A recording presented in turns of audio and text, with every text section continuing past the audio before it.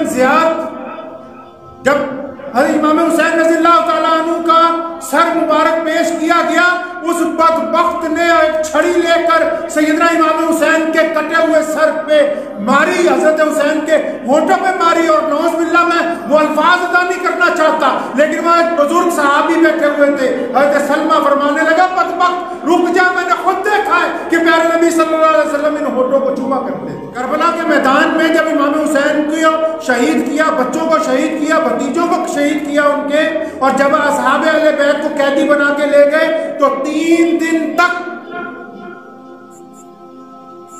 तमाम जनाजे वहां पड़े रहे। किसी का सर कटा हुआ है, किसी के बाजू कटे हुए हैं। तो करीब में ही एक बस्ती है, कोई छोटा सा कस्बा उस वक्त में होगा, वो लोग आए वहां से, उन्होंने आके उन तमाम शोहदा की कब्रें वहां पे दाने करबला में, जिसको आज गंजे शहीदा कहा जाता है, जहां आज लोग ज़ियारत के लिए जाते हैं। और सैयदना इमाम हुसैन को जब तदफीन की गई तो जनाजे के साथ गर्दन नहीं थी, उनके जो साहबजादे अली असगर, अली अकबर शहीद छोटे, उनको उनके वालिद मोहतरम के साथ वहां उनकी तदफीन की गई। अल्लाहु अकबर। जिनको धोखे से कूफा बुलाया गया, जिनको धोखे से कूफा बुलाया गया, जिनको बैठे बिठाए सताया गया, जिनके बच्चों को भूखा सुलाया गया, जिनकी गर्दन पे खंजर चलाया गया, उस हुसैन इब्ने हैदर पे लाखों सलाम, उस हुसैन इब्ने हैदर पे लाखों सलाम।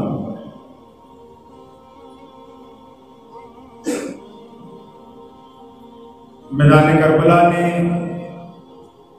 यौम आशूरा की तारीख बदल के रख दी।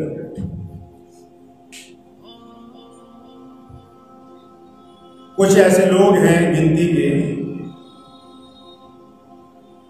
जो सिर्फ मुहर्रम के दिन ही इजहारे मोहब्बत करते हैं, उसके बाद भूल जाते हैं। यौम आशूरा के बाद क्या हुआ? शहादत सैयदना इमाम हुसैन रज़ियल्लाहु ताला अन्हु के बाद क्या हुआ? मैदान करबला में जो खूनी वाक़यात जिन्होंने क़यामत तक के लिए इंसानियत का सर शर्म से झुका दिया, उन वाक़यात के बाद क्या बना? आज सुबह मैं इस बात पे ज़हन में अपने आप से गुफ्तगू कर रहा था कि वक्त जो है वो तब्दील होता है, लेकिन जालिम हुक्मरान इसको समझते नहीं। कुरान पाक में अल्लाह ताला ने कहा है इन्नमा युअख्खिरुहुम, और हम उनको मोहलत देते हैं।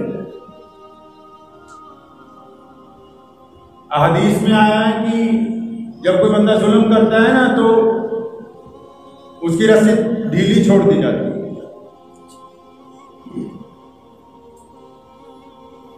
इंसानी तारीख इस बात की गवाह है, दुनिया भर में जितने हुक्मरान हैं वो जब ताकत की कुर्सी पर बैठते हैं तो वो ये बात भूल ही जाते हैं कि एक वक्त आएगा कि ये कुर्सी नीचे से निकल जाएगी। जालिम ये समझता है कि शायद जुल्म की वजह से हुकूमत कायम है, जोर की वजह से हुकूमत कायम है, जबर की वजह से हुकूमत कायम है, लेकिन दर हकीकत जिन लोगों की हुकूमत कायम होती है वो जुल्म की वजह से नहीं होती, अदल की वजह से होती है, इंसाफ की वजह से होती है।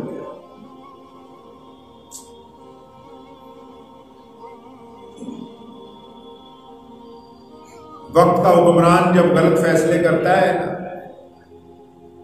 उसे इस बात का यकीन होता है कि अब नमरूद ने कहा नऊज़ बिल्लाह कि मैं खुदा हूं, हजारों लोग कत्ल करवाए, कहने लगा मैं खुदा हूं, मेरी मर्जी है ना जिसे जिंदा रखूं, मेरी मर्जी है जिसे मर्जी मार दूं, मैं चाहूंगा तो जिंदगी दूंगा, मैं चाहूंगा तो उसको छोड़ दूंगा।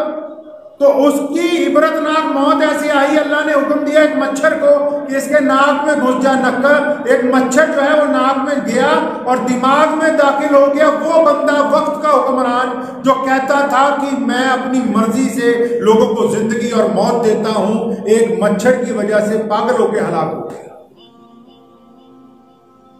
फिरौन ने एक दो नहीं, सबसे छोटी जो दलील है अहादीस की किताबों में वो 18,000 बच्चों की है, और अगर दीगर मुहद्दिसीन को माने 70,000 बच्चों का कत्ल करवाया कि इनमें हजरत मूसा अलैहिस्सलाम ना हो। और अल्लाह ने फिर उसके घर में ही अपने नबी की परवरिश करवा के दिखाई कि देखो, जिसको अल्लाह रखना चाहे उसको कोई और नहीं उठा सकता। आज सुबह अचानक एक खबर पे नजर पड़ी तो यही कुरान पाक की जो आयत है कि अल्लाह ताला मोहलत देते हैं, जब बंदा जुल्म करता है अल्लाह ताला मोहलत दे देते हैं।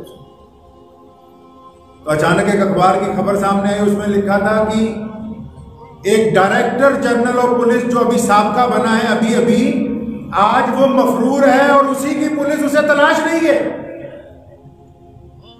अभी चंद साल पहले जो बंदा उस कुर्सी पर बैठा है, जो जिसको मर्जी चाहे अंदर करे, जिसको मर्जी चाहे उठा के बाहर कर दे, और आज उसी के महकमे के अफराद उसे तलाश रहे हैं कि तुम्हें अब अंदर करना है क्योंकि अदालत का हुक्म आ गया। दूसरों को जमानत देने वाला अपनी जमानत की अर्जी लगा रहा है। अल्लाह ने कहा है ना कि जब हम वक्त पलट देते हैं तो बड़े बड़े हैरान रह जाते हैं कि ये कुर्सी निकल कैसे गई नीचे से।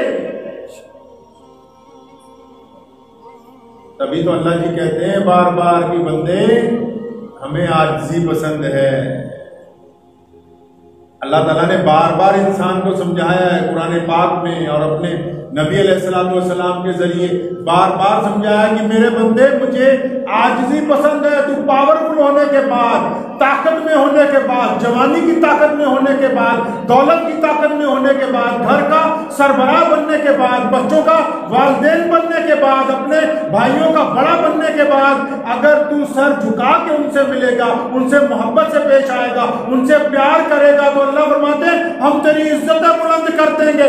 लेकिन अगर जुल्म करने वाला होगा तो उस वक्त को जमीन के तख्ते को तुम्हारे पैरों के नीचे से निकाल दिया जाएगा। कूफे का गवर्नर अब्दुल्ला बिन ज़ियाद जब हज़रत इमाम हुसैन रज़ियल्लाहु ताला अन्हु का सर मुबारक पेश किया गया, उस बदबख्त ने एक छड़ी लेकर सैयदना इमाम हुसैन के कटे हुए सर पे मारी, हजरत हुसैन के होठों पे मारी। और नौज़ बिल्लाह में वो अल्फाज अदा नहीं करना चाहता, लेकिन वहां एक बुजुर्ग सहाबी बैठे हुए थे, हजरत सलमा फरमाने लगा बदबख्त रुक जा, मैंने खुद देखा है कि प्यारे नबी सल्लल्लाहु अलैहि वसल्लम इन होठों को चूमा करते थे। उन्होंने खुद कहा कि बाज आ जाओ जुल्म से। और फिर क्या हुआ? जिस खलीफा ने, बादशाह ने सैयदना इमाम हुसैन रज़ी अल्लाह ताला अन्हु को इसलिए शहीद किया कि मेरे हाथ पर बैत कर लो, मेरी मान लो, मुझे हुकूमत दे दो, वो ये समझता था कि सदियों तक यजीद जिंदा रहेगा। वो ये समझता था कि लंबी हुकूमत मैं करूंगी। 4-5 साल में, अक्सर मौरखीन ने लिखा है 3 साल में पूरी यजीदियत का बेड़ा गर्क हो गया, खुद भी मारा गया, 5 बेटे भी मारे गए, नामो निशान खत्म हो गया उसी जगह। कोई पूछने वाला नहीं था यजीद। करबला के मैदान में जब इमाम हुसैन को शहीद किया, बच्चों को शहीद किया, भतीजों को शहीद किया उनके, और जब असहाबे अहले बैत को कैदी बना के ले गए तो 3 दिन तक तमाम जनाजे वहां पड़े रहे।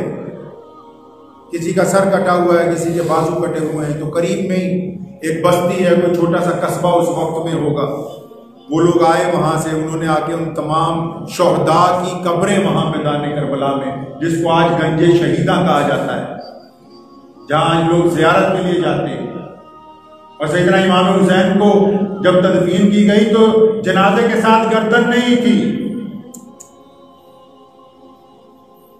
उनके जो साहबजादे अली असगर, अली अकबर शहीद छोटे, उनको उनके वालिद मोहतरम के साथ वहां उनकी तदफीन की गई।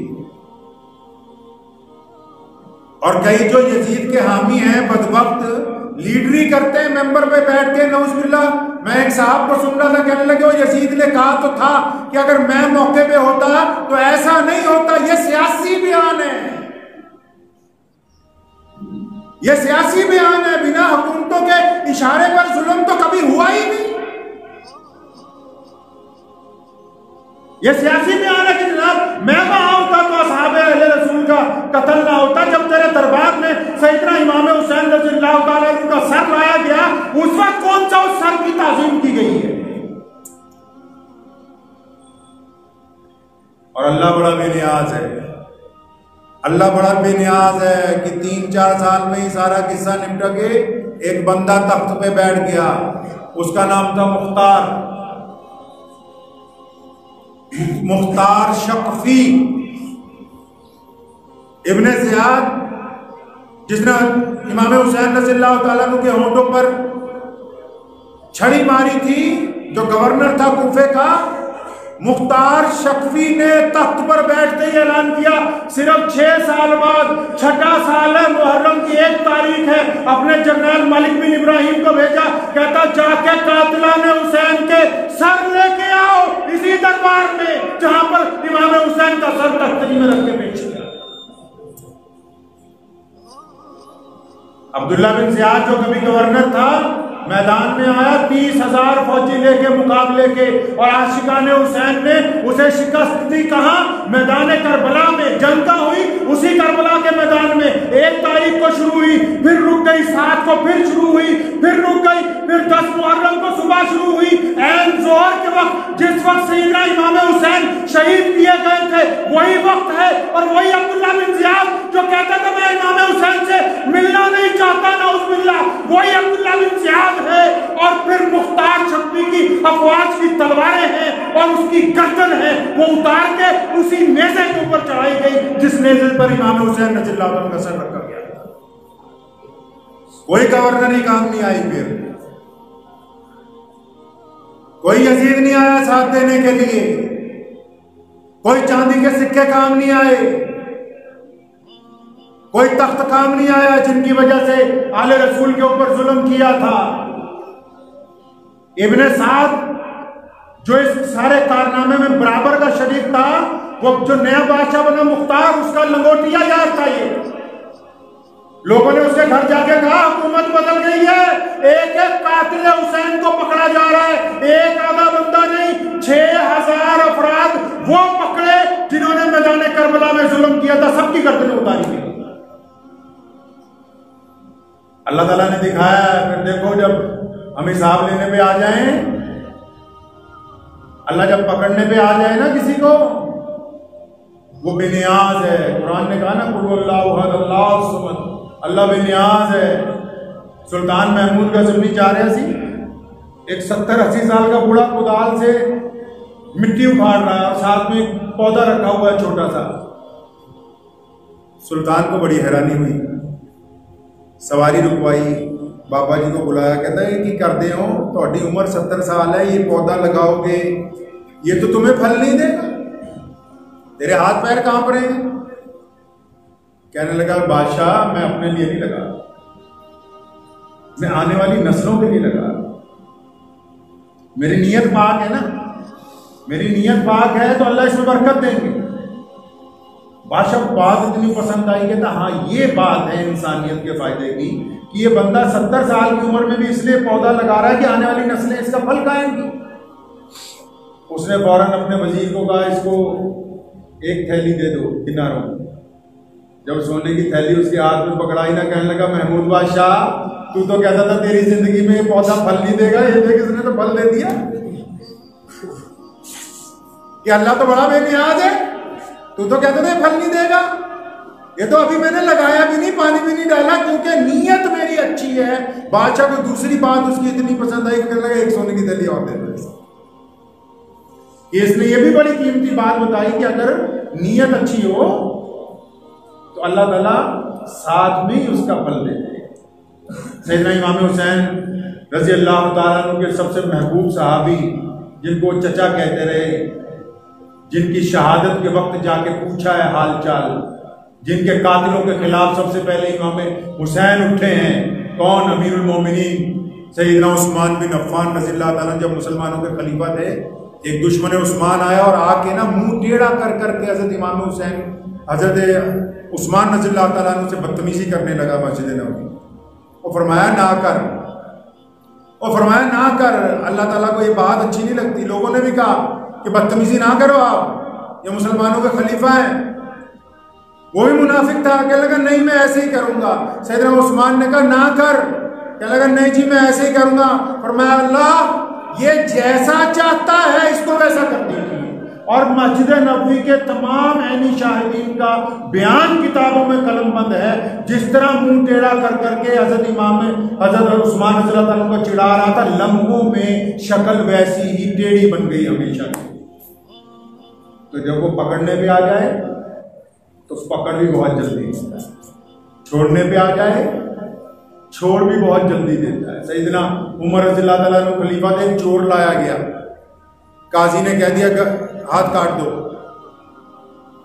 चोर कहता कि मुझे एक दफा खलीफा से भी मिलवा दो, जज ने तो कह दिया काट दो। खलीफा के पास गए, उमर को कहने लगा जनाब आप अगर हुक्म दे दें ये हाथ कटने से बच जाएगा। फरमाया क्या किया था? कहला कि पहली बार चोरी की थी। और फरमाया नहीं नहीं तू झूठ बोलता है, पहली बार तो वो पकड़ता ही नहीं है, पहली बार तो अल्लाह पकड़ते ही नहीं है।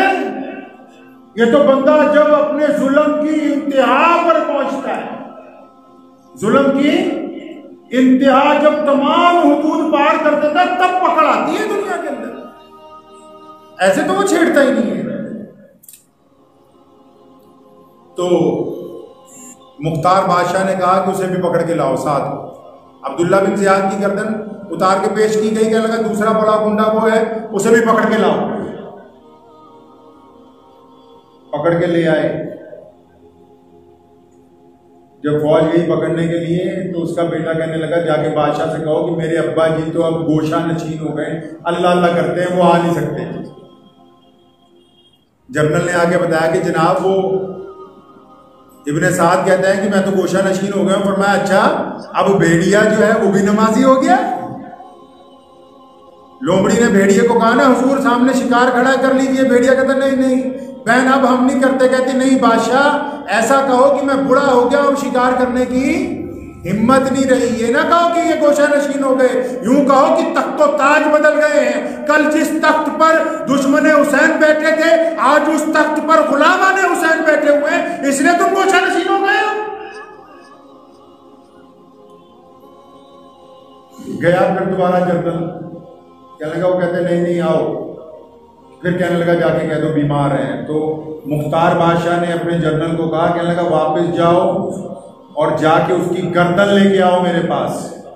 जब वो फौजी गर्दन उतारने के लिए गए ना तो इब्ने साद ने उनको डराने के लिए एक बात कही। कहने लगा यार तुम्हें नहीं पता बादशाह मेरा दोस्त है, हम तो बचपन में एक साथ पढ़े लिखे एक साथ जवान हुए, हम जो है दोनों ही यजीद के दरबार में एक साथ वजीर बने थे। तुम नहीं जानते वो मेरा दोस्त है, मेरी गर्दन उतारने का हुक्म नहीं दे सकता।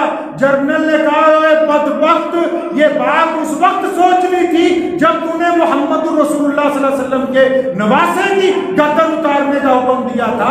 अगर तुम आले रसूल को कत्ल कर सकते हो तो हम तुम्हारी गर्दन क्यों नहीं उतार सकते? उतारी गर्दन। उसका बेटा था उससे भी बड़ा गुंडा, उसकी भी उतारी। फिर दोनों गर्दनें मदीना मुनव्वरा भेजी हजरत हनफिया के पास। ये भी हजरत इमाम हुसैन के भाई हैं। अली रज़ियल्लाहु अन्हु ने जो दूसरा निकाह किया था अम्मा फातिमा के इंतकाल के बाद, ये देखो हमने कातिलाने हुसैन की गर्दनें आपके पास भेजी हैं। उन्होंने इनकार किया देखने से। पर मैं ये मेरे भाई कहाँ और ये कहाँ, इनका उनके साथ कोई मुकाबला नहीं। जब सारा बेड़ा गर्क हो गया ये यजीदियत का, उनको एहसास हो गया कि पूरी दुनिया में जो मुसलमान हैं इनके नजदीक प्यारे नबी मोहम्मद रसूलुल्लाह का घराना ही सबसे ज्यादा इज्जत वाला घराना है। ये बात समझ आ गई अकेले अकेले दुश्मन इस्लाम को, यजीद को, उसकी नस्ल को ये बात समझ आ गई कि मुसलमानों के नजदीक अगर एहतराम है तो वो मोहम्मद रसूलुल्लाह सल्लल्लाहु अलैहि वसल्लम के घराने का है और किसी का नहीं। इमाम हुसैन रज़ियल्लाहु ताला अन्हु की नस्ल में से कौन बचा? हजरत अली, जिनको ज़ैनुल आबिदीन कहते हैं, उनका नाम अली है। इमाम हसन रज़ियल्लाहु हुसैन रज़ियल्लाहु ताला अन्हु के जो बेटे हैं उनका नाम अली रखा गया। लेकिन जब मदीना मुनव्वरा वापस गए हैं, अहले मदीना ने अश्कबार आंखों के साथ जो उनका इस्तकबाल किया है, जब अपने नाना पैरवी हज़रत मोहम्मद रसूलुल्लाह सल्लल्लाहु अलैहि वसल्लम के रोजे पर गए, उसके बाद मदीना मुनव्वरा से कुछ फासले के ऊपर जाके घर बना लिया। अब तो अब्दुल्ला बिन मरवान जो था मक्के का गवर्नर, वो हज करने गया, वो चाहता है कि मैं हजर अस्वद को चूम लूं, भीड़ इतनी है मौका नहीं मिलता। इतनी देर में देखता है कि एक और आदमी आया, तो उसके लिए लोग जो हैं हटने लग पड़े, एक दूसरे के बाजू पकड़ के रास्ता बना रहे हैं। तो उसने वहां फरसक एक शायर था, वो खड़ा था, उससे पूछा, कहने लगा ये कौन है? पता था उसे, गवर्नर को पता है कि इमाम हुसैन रज़ियल्लाहु ताला अन्हु के बेटे हैं। कहने लगा ये कौन है जिनके लिए लोग रास्ता खुद ब खुद छोड़ रहे हैं, हमें तो हजर अस्वद तक पहुंचने के लिए इजाजत नहीं है। तो फरमाने लगा ये वो हैं जिनके नाना के हुक्म पर लोग हजर अस्वद को चूमते हैं। तो पूछता है ये कौन है? मुसलमानों में ये जो बैत का सिलसिला शुरू हुआ, जो हाथ पे बैत करते हैं वलियों के पास जाके, बुजुर्गों के पास जाके, वो भी मैदान करबला से निकला। करबला के वाकयात में एक जरूरी बात यह है कि जब तमाम 14 की कब्रें बन गई और वहां जो मुसलमानों का जालिम हुक्मरान उस वक्त था यजीद, उसके दरबार में बीबी ज़ैनब जब वहां से चली है वापस मदीना मुनव्वरा के लिए, बाज़ मुअर्रिखीन कहते हैं कि सैयदना इमाम हुसैन का जो सर मुबारक है वो मदीना मुनव्वरा में उनकी अम्मी जान सैयदना फातिमा ज़हरा रज़ियल्लाहु ताला अन्हा की कब्र मुबारक के साथ दफन किया गया। बाज़ मुअर्रिखीन कहते हैं कि दिमश्क में ही दफन किया गया। लेकिन सबसे मजबूत रिवायत है कि मिस्र में कायरा के अंदर मस्जिद हुसैन है, तो उस दौर का एक बहुत बड़ा आदमी था, उसने वो सर मुबारक कई हजार दिरहम में हुकूमत से लेके वहां ले जाके दफन किया, जहां आज बहुत बड़ी मस्जिद और हजरत का रोजा सर मुबारक का जो है वो मिस्र में काहिरा के अंदर बना हुआ है। पूरी दुनिया से लोग वहां जाते हैं ज़ियारत करते। तो इमाम ज़ैनुल आबिदीन जब मदीना मुनव्वरा पहुंचे तो मदीना मुनव्वरा से बाहर डेरा लगा लिया। अब वो रसूलुल्लाह सल्लल्लाहु अलैहि वसल्लम के घराने के हैं। अब लोगों ने क्या काम शुरू किया, जो भी बंदा मदीने जाता है, मक्के जाता है हज करने, मदीने जाता है रोज़े रसूल, जब रोज़े रसूल पे सलाम से फारिग होता है तो आले रसूल को कहाँ मिलना है? आले रसूल तो इमाम ज़ैनुल आबिदीन है रज़ियल्लाहु ताला अन्हु, उनके अलावा कौन है? तो लोग वहां जाने लगे। पहले बैत होती थी हमारे यहाँ खिलाफत की, एक ही बंदा खलीफा होता था, वो अल्लाह का भी खलीफा होता था, हुकूमत का भी खलीफा होता था, वो रसूलुल्लाह का भी खलीफा होता था, फौजों का भी खलीफा होता था। लेकिन यजीद मरदूद के इस कारनामे की वजह से जो सिलसिला बैत शुरू किया वो लोगों ने इमाम ज़ैनुल आबिदीन रज़ियल्लाहु ताला अन्हु के हाथ पर शुरू किया। जब देखा कि तख्त पर तो जालिम बैठ गए, अब दीन की बैत किससे करें, अब इस्लाम की बैत किससे हो? ये पूरी दुनिया में जो बड़े बड़े अल्लाह वाले देखते हो ना, चाहे वो इमाम मुजद्दिद अल-फसानी हो, चाहे वो ख्वाजा मोइनुद्दीन चिश्ती हो, चाहे वो साबिर कलियनी रहमतुल्लाह अलैह हो, चाहे वो हजरत बल हो, चाहे वो कंधार के सबसे बड़े वली हो, चाहे पूरी कायनात का कोई भी वली जो कहता है मैं मुजद्दिदी हूँ, मैं चिश्ती हूँ, मैं नक्शबंदी हूँ, मैं सुखरवर्दी हूँ, वो जो भी है ये सारे के सारे इमाम ज़ैनुल आबिदीन की बरकतों से। क्योंकि लोगों के साथ पहली बैत उन्होंने लेनी शुरू की कि लोगों बादशाह अगर हिल गए अपनी जगह से, तुम हमारे नाना के दीन को कायम रखना, तुम हमारे नाना के दीन को कायम रखना।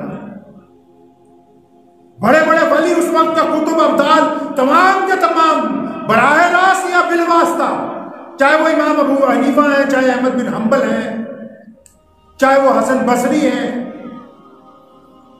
अब बादशाह ने जब देखा ना, गवर्नर ने, कि ये तो मोहम्मद रसूलुल्लाह सल्लल्लाहु अलैहि वसल्लम के घराने का बच्चा इतनी दूर बैठा है, वहां भी लाखों दुनिया जाती है और इतना सामान होता था, इतनी बरकतें अल्लाह ने अता फरमाई थी कि रोज रात को उनके बेटे इमाम जाफर सादिक फरमाते हैं कि रातों को मेरे अब्बा अपने कंधों पर बोरियां लाद के अनाज की, दौलत की मदीने जाया करते थे गरीबों को बांटने। मैंने एक दिन कहा अब्बा जी मुझे खिदमत का मौका दें, इन गुलामों को खिदमत का मौका दीजिए। तो इमाम ज़ैनुल आबिदीन ने बड़ी तारीखी बात कही, कहने लगे बेटा मैं जिन लोगों को देना चाहता हूं ना उनकी पर्दादारी है, और तुझे उनके नाम बताऊंगा जिनको दे रहा हूं उनकी इज्जत में फर्क आ जाएगा। आज तो यहाँ छोटी सी चीज देनी हो साथ में हम मोबाइल तैयार रखते हैं कि फोटो खींच लो, आटे की थैली दे रहे हैं, चाय का कप पिला रहे हैं। क्या बात कही, फरमाया बेटा अगर तुझे भी दे दिया तो उन लोगों की बेपर्दगी हो जाएगी, ये मेरा ही काम है, मुझे ही करने हैं। तो एक दिन क्या हुआ, उनकी हक पसंदी की वजह से वलीद ने उनको फिर गिरफ्तार कर लिया। एक दो दफा नहीं गिरफ्तार किया आले रसूल को, ये इनकी बदबख्ती ही तो है, तभी तो अल्लाह की तरफ से पकड़ आती है इनमें बार बार। जिन्होंने रसूल करीम सल्लल्लाहु अलैहि वसल्लम के शहजादों से ज्यादतियां की हैं वो ना कायनात में माफ किए जाएंगे ना क़यामत वाले दिन उनको कोई माफी दी जाएगी। वक्त भी हो गया लेकिन आखिरी वाकया मैं आपको तारीखी सुनाता चलूं। इमाम ज़ैनुल आबिदीन को गिरफ्तार कर लिया वलीद के दौर में एक बार फिर, क्या आप इतना सच में बोलते हैं। इमाम ज़ोहरी उनके शागिर्द भी हैं, कैद खाने में खाना लेके गए तो देखा इमाम साहब के हाथों में बड़ी भारी भारी हथकड़ियां पड़ी हुई हैं, पैरों में बेड़ियां, गर्दन में तौक डला हुआ है, देख के रोने लग पड़े। कुर्बान जाऊं, इमाम ज़ैनुल आबिदीन ने फरमाया रोता क्यों है, क्या बात हो गई। फरमाने लगा हजरत ये आजमाइश कब तक चलेगी। रो इसलिए रहा हूं कि आपके इतनी बेड़ियां पहनाई हुई हैं। जब रोते हुए देखा ना तो करीब बुलाया, फरमाया यहाँ आओ करीब में बुलाया। जब तौक में हाथ डाला, बेड़ियों को पकड़ा, फरमाया अल्लाहु अकबर, जितनी बेड़ियां थी टूट के नीचे गिर गई तस्बीह के दानों की तरफ। फरमाया ज़ोहरी ये मेरे अल्लाह की तरफ से आजमाइश है, हम अल्लाह का हुक्म मान रहे हैं, वरना दुनिया में कोई ताकत नहीं है जो आले रसूल को बेड़ियां पहना सके, ऐसी कोई ताकत नहीं है।